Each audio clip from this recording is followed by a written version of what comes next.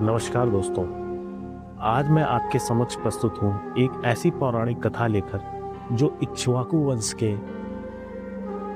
एक महान पराक्रमी एवं प्रतापी राजा महाराज रघु के दिव्य बाण की है, जिसको अंत में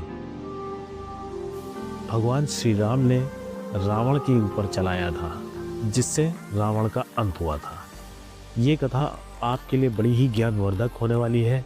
कृपया इसलिए इस वीडियो को अंत तक जरूर देखें और इस कथा को अंत तक जरूर सुनें। इक्ष्वाकु वंश में एक अत्यंत प्रतापी राजा हुए महाराज रघु। उनका राज्य अयोध्या था। वह इतने पराक्रमी थे कि पूरे पृथ्वीलोक पर उनका प्रभाव था। उनकी सबसे बड़ी पहचान थी अपार पराक्रम, सत्य और धर्म पालन, अतुलनीय दान वीरता। इसीलिए कहा जाता है, रघुकुल रीत सदा चली आई, प्राण जाए पर वचन न जाई। उधर लंका में राक्षसों का राजा रावण अपने तपस्या के बल से अत्यंत शक्तिशाली हो चुका था। उसे अपने बल पर इतना गर्व था कि उसने निश्चय किया कि मैं पूरी पृथ्वी को जीत लूंगा।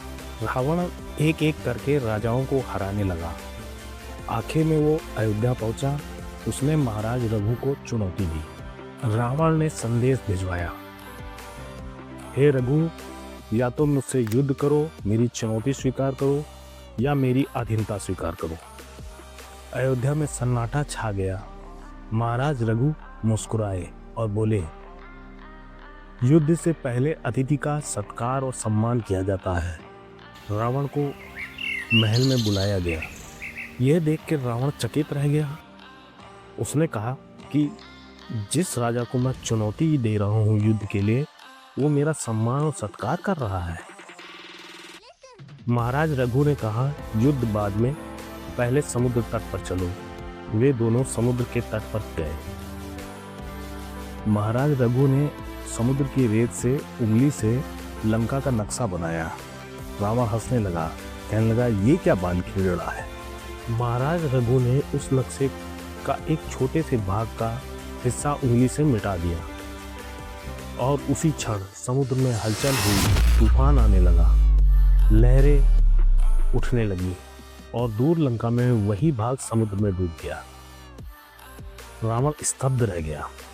उसे तुरंत समाचार मिला, महाराज, लंका का एक भाग समुद्र में समा गया है। रावण के हाथ कांपने लगे।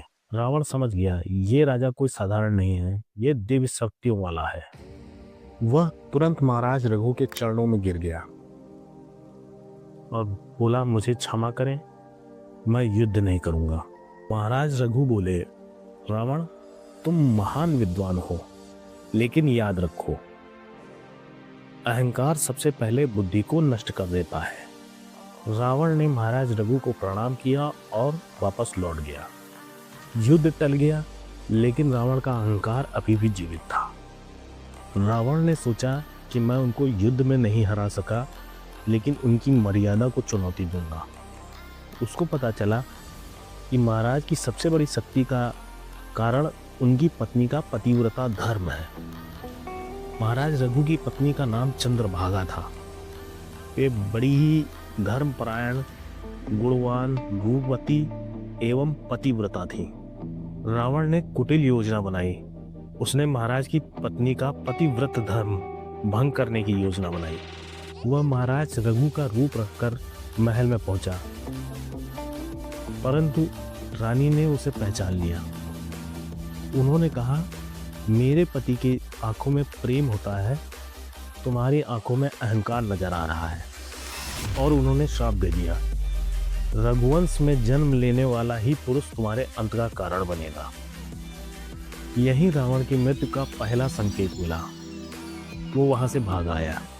जब महाराज रघु को पता चला तो वे बहुत क्रोधित हुए। उन्होंने एक दिव्य बाण निकाला और कहा कि अब रावण नहीं बचेगा। तभी ब्रह्मा जी प्रकट हो गए। उन्होंने कहा, रावण का अंत अभी नहीं, इससे मेरे द्वारा दिए गए हुए वरदान व्यर्थ हो जाएगा। उसका अंत एक विशेष समय पर होगा। और ब्रह्मा जी ने वह बाण महाराज रघु से ले लिया और कहा, ये बाण व्यर्थ नहीं जाएगा, जब रावण को पता चला कि मेरी मृत्यु का कारण एक बाण है तो वो डर गया। उसने कई वर्षों तक ब्रह्मा जी की घोर तपस्या की और वरदान में वो बाण ले लिया। ब्रह्मा जी ने वो बाण रावण को दे दिया। रावण ने सोचा अब मैं अमर हो गया हूँ। उसने वो बाण अपने महल के एक गुप्त खम्भे में छुपा कर रख दिया। उसे विश्वास था कि ये बाण जब तक मेरे पास सुरक्षित है मैं अजय हूँ।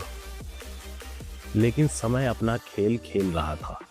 वर्षों बाद रघुवंश में जन्म होता है भगवान श्री राम का।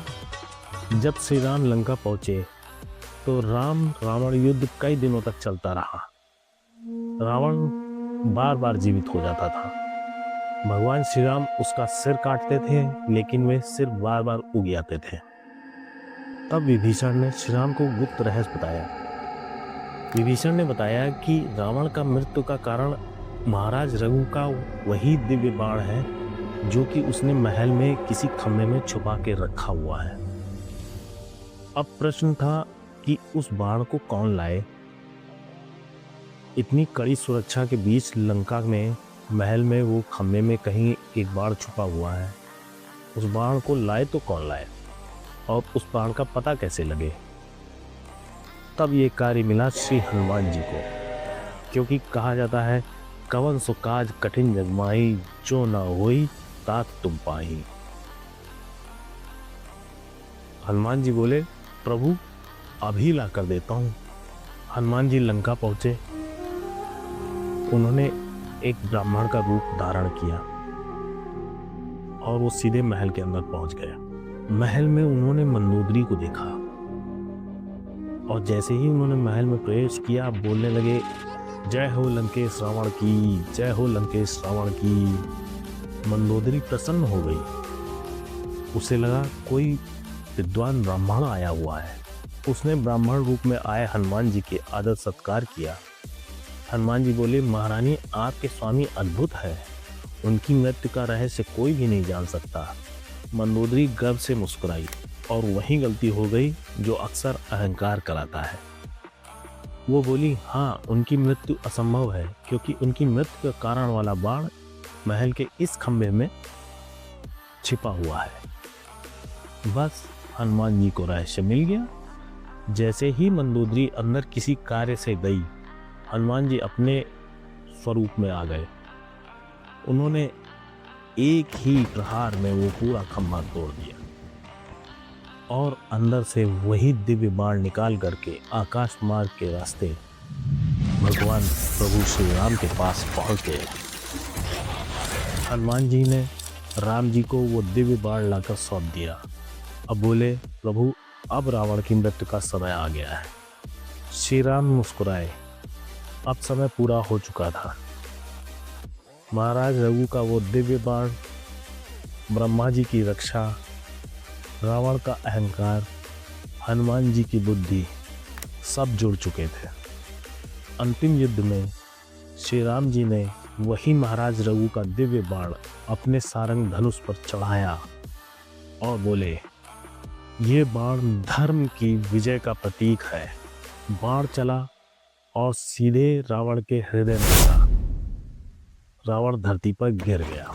इस कथा के अनुसार महाराज रघु का बाण ब्रह्मा जी ने रोका, रावण ने छुपाया, हनुमान जी ने खोजा, श्री राम ने चलाया और धर्म की विजय पूर्ण हुई। ये कथा आपको कैसी लगी कृपया कमेंट में जरूर बताएं और जय श्री राम अवश्य लिखें तथा ऐसी ही पौराणिक कथाओं के लिए श्री राम कथा अनुसरण चैनल को सब्सक्राइब करना ना भूलें और अपना ख्याल खूब रखें।